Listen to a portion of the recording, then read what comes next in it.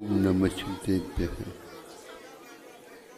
अहिंसा परमो धर्म की आचार्य गुरुवर श्री कुंद कुंद भगवान की, आचार्य गुरुवर श्री ज्ञान सागर मुनि महाराज की।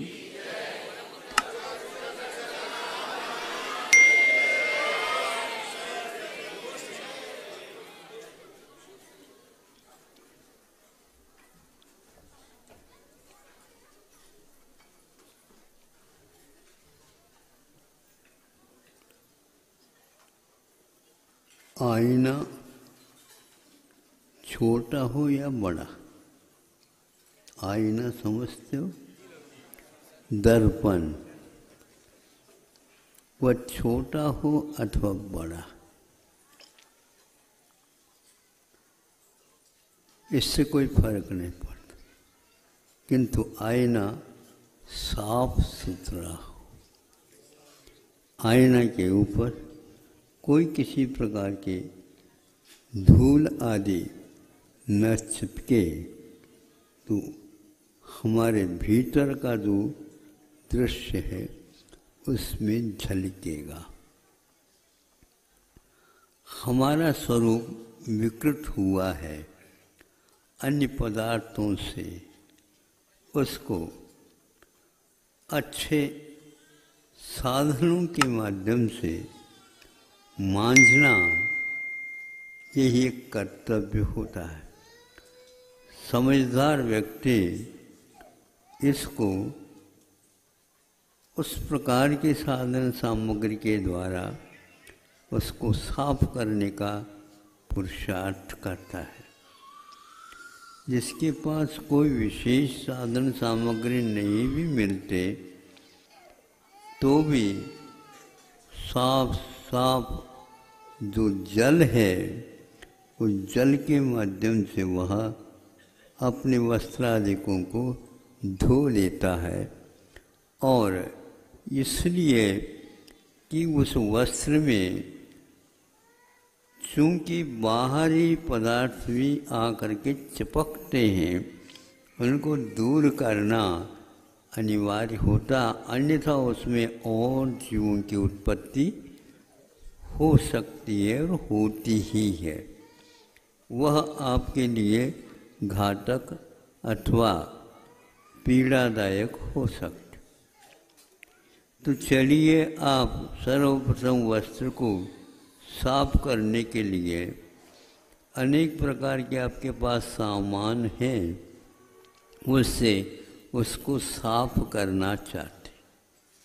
अब देखो, वस्त्र के ऊपर सोडा लगा दो, साबुन लगा दो, वस्त्र साफ होगा? हाँ, तो वो वही बात है, मैल साफ होगा क्या? पानी भी चाहिए, है ना?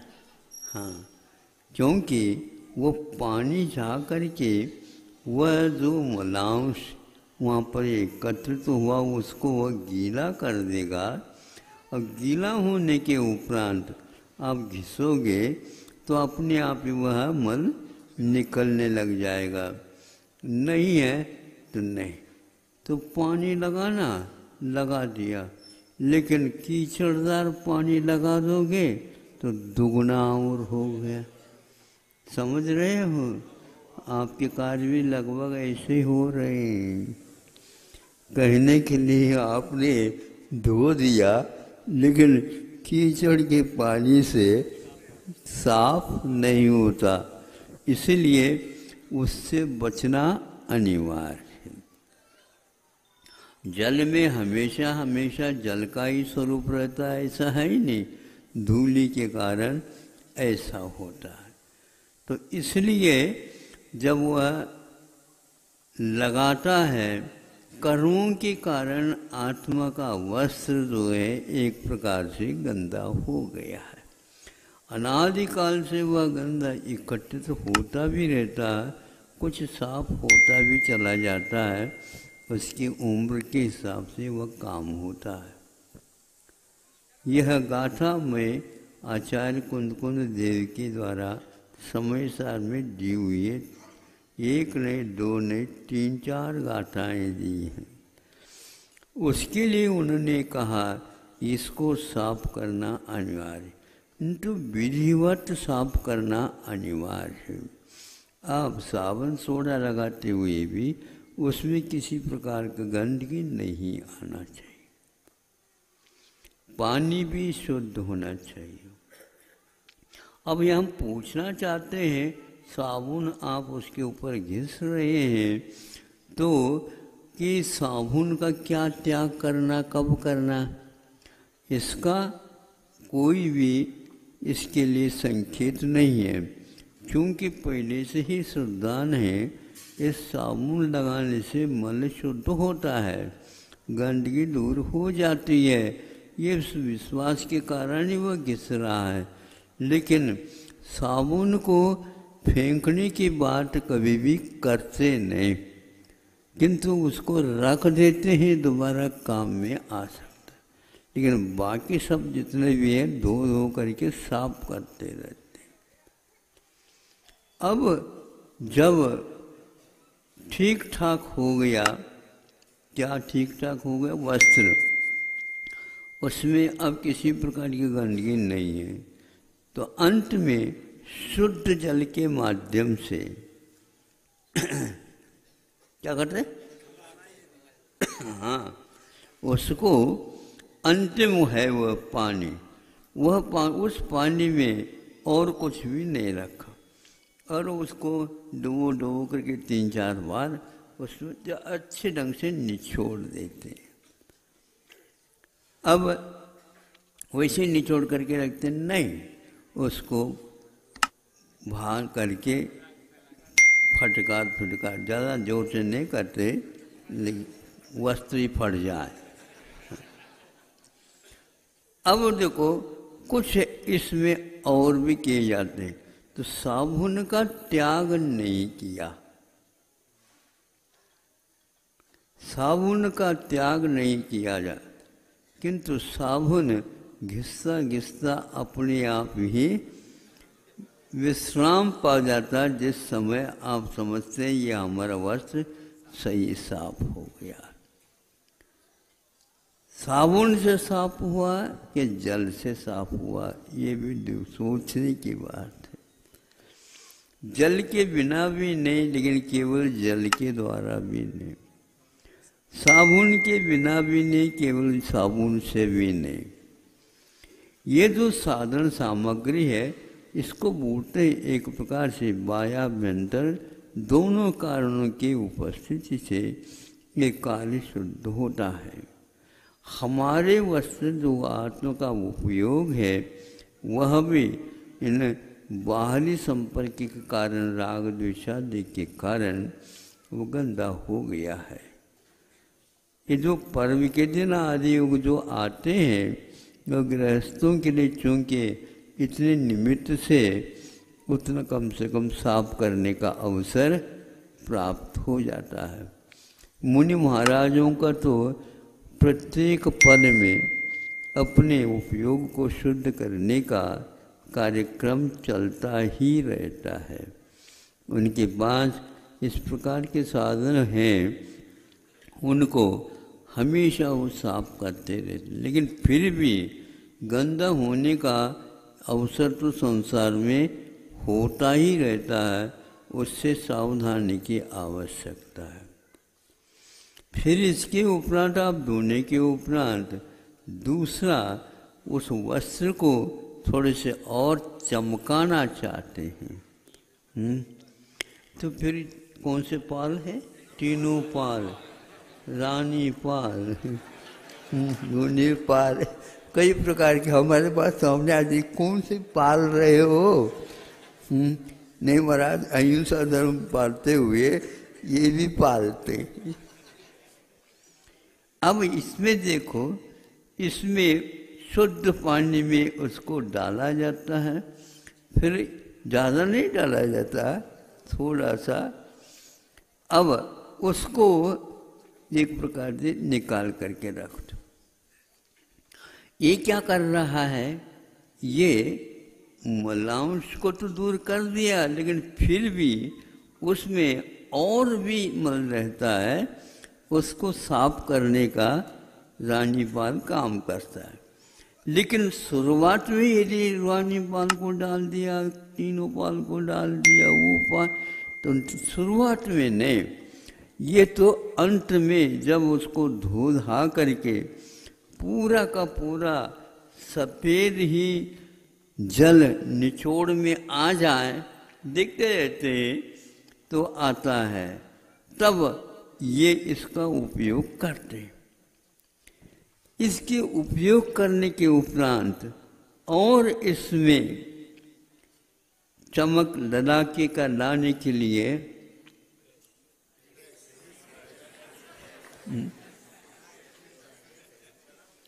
ये क्या है? प्रेस। उसमें उसको बिना तपाए, बिना उसमें इंगा डाले अथवा बिना करंट के यूं कर दो। कभी देखा है? कहा? अब जितना कहा जाता उतना ही करते आप। बिना आग के भी, बिना बिजली के भी उस स्त्री को इस प्रकार करने से ललक कला नहीं आ सकती। किंतु वह यदि गर्म हो जाता है, जब हम छोटे थे उस समय वो गर्म हुआ है क्या नहीं, थोड़ी सी एक दो बूंद इसको पानी छिड़का देते, एकदम ठास करता। हाँ, तो अब यह उसके योग्य हो गया है। अब कब तक इससे वो प्रेस करते हैं आप? अरे भैया, नीचे कपड़ा जल न जाए, इसलिए उस स्त्री को उस कपड़े के ऊपर रखते नहीं, हाथ चलाते हैं। इसी प्रकार मोक्ष मार्ग भी होता है। अंत में प्रेस और चमक और लाने के लिए हमारे यहाँ तप होते हैं, तप।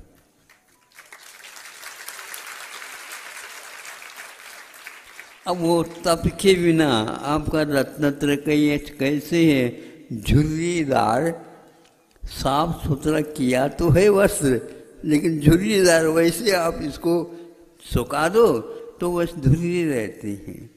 उससे ग्रामीण व्यक्ति आया ऐसा ज्ञान होता है। और जो नगर में रहते हैं वो कैसे करते हैं? प्रेस करके करते हैं। तो ये इतना अंतर है। जो व्यक्ति सब कुछ करता है लेकिन उसको प्रेस नहीं करता है, उसके ऊपर वह स्त्री जो है नहीं चलाता है, उसी प्रकार यहाँ पर कोई तप नहीं करता है, केवल रत्नत्रय रखते हैं, उससे काम नहीं होता, ऐसा शुद्ध स्पष्ट लिखा हुआ है। इसलिए तपस्वी अथवा श्रावक भी अपने जीवन काल में तप भी करता रहता है।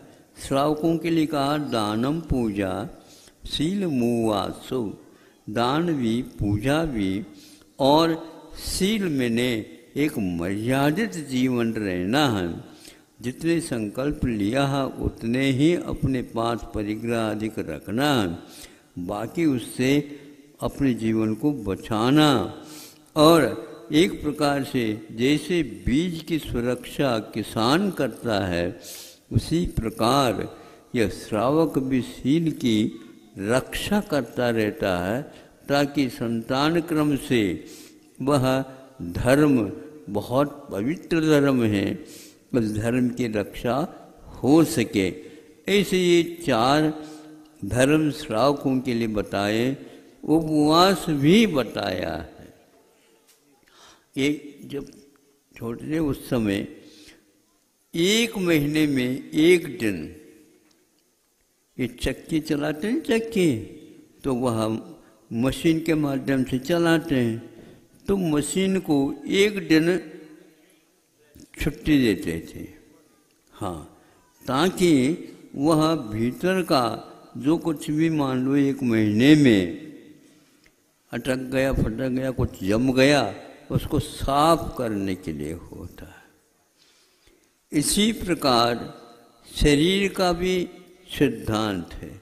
उसके लिए उपवास करने से वह मशीन जैसे चक्के ठीक हो जाए, उसी प्रकार भी यह मशीन भी ठीक हो जाता है। यह यंत्र है, यह वासना का साधन नहीं, किंतु उपासना का केंद्र है। और उपासना के केंद्र में तो आपको उसके केंद्र की रक्षा तो करनी ही पड़ेगी। इंद्रियों के माध्यम से चलता है, ये प्राणों के माध्यम से इसका जीवन चलता रहता है। वो प्राण नट बोलट जितने भी हैं वो सारे के सारे घिस न जाएं, ऐसे इसके लिए बीच बीच में ग्रीस है, मोबाइल है, या क्या बोलते हैं आप लोग, ऐसे आइलिंग जिसको बोलते तेल लगाना आदि करते हैं, जिसके द्वारा यह काम करता रहे। इसीलिए इसकी सुरक्षा, आरोग्य की रक्षा ये परम अनिवार्य है। यदि इसमें मान लो गड़बड़ी आ गई तो बीच में ही डोला उठेगा, तो वह काम आप नहीं कर पाओगे। इसलिए वे पर्व के दिन रखे हैं, इस बहाने से वह चक्की को भी आप ठीक ठाक रखेंगे। कभी कभी चक्की में होता क्या, घिस जाता है, तो उस फलकों को निकाल करके टाँकी, और सुन रहे हो क्या? नहीं, तुम्हारी बात कह रहे हो, है? वो बार बार उसमें बीच में का प्रतिदिन नहीं करता, क्योंकि टाँकी लगाने के उपरांत उसमें छोटे छोटे पत्थर के कण टूट जाते हैं, उसको साफ करना भी आवश्यकता होता है। तो एक दो दिन साफ करने के उपरांत भी जब कभी भी रोटी वगैरह बना देते हैं, उस समय क्या होता है? बोलो, किस किस क्या किरकिरा ये होता है। अब क्या करें, होता है, ये शरीर है।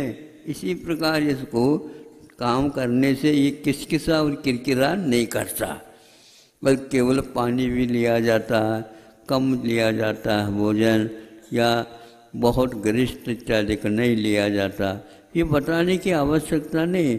इसके माध्यम से हम अपनी यंत्रों को सुधारित कर रहे हैं और आत्मा के परिणामों को शुद्ध बनाने में ये सहायक होता है। इस प्रकार आपका सुनते हैं, कल पर्व का दिन आने वाला है। हमारे लिए नहीं आ रहा है, आप लोगों के लिए आ रहा। एक वर्ष में 10 दिन करते हैं, बस ठीक हो गया। और हमारे यहाँ प्रतिदिन पर्व चलता है, सुबह भी चलता है, शाम को चलता है, रात में चलता है। हमारे उपासना हमेशा चलती रहती है, इसलिए ये बहुत निर्जरा का कारण है। निर्जरा करने के लिए कहीं भी हमारे आचार्यों ने पुण्य की निर्जरा करने के लिए नहीं कहा। आयु कर्म की निर्जरा 3 काल में की नहीं जाती, 60 ही कर्मों की निर्जरा की जाती। उसमें भी जैसे साबुन को हमें त्याग करना नहीं पड़ता, वो अपने आप निकलता, उसी प्रकार पुण्य जो है पाप को निकालने के लिए साबुन का काम करता है और अंत में घिस करके वह चला जाता है। अलग रूप से उसके निर्जरा करने का कहीं प्रावधान नहीं बताया है। तो पथ्य के अनुसार हम चलेंगे, औषध समय पर लेते रहेंगे।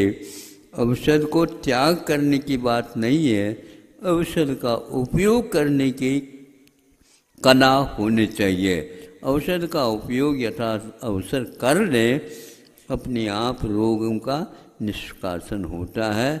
उसका त्याग का विधान ही यही है कि आप रोग की ओर दृष्टि रखिए और पथ्य के अनुसार चलिए, निश्चित रूप से आपका काम हो जाएगा। तो आपको अवगत हो जाएगा कल का कार्यक्रम कैसे कैसे कमेटी ने निर्धारित किए हैं।